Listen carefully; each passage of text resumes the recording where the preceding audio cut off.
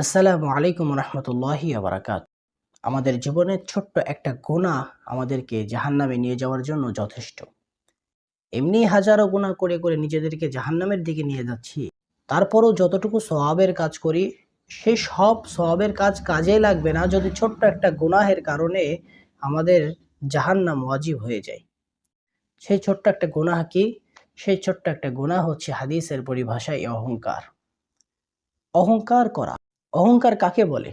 অহংকার বলা হয় যে নিজেকে সবসময় বড় মনে করে, নিজের দোষ কখনো স্বীকার করতে চায় না, ছোটদেরকে অপমান করে, নিজেকে সবসময় অন্যের থেকে বড় মনে করে।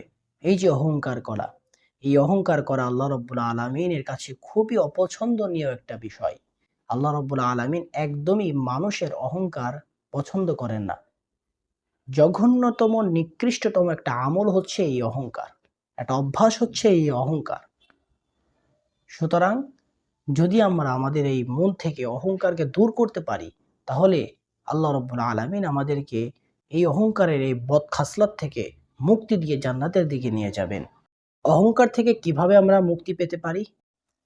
১ নম্বর হচ্ছে নিজের দিলের মধ্যে নম্রতা নিয়ে আসা। ২ নম্বর হচ্ছে নিজের ভুল স্বীকার করা। ৩ নম্বর হচ্ছে ছোটদেরকে স্নেহ করা। নিজেকে সবসময় বড় মনে না করা।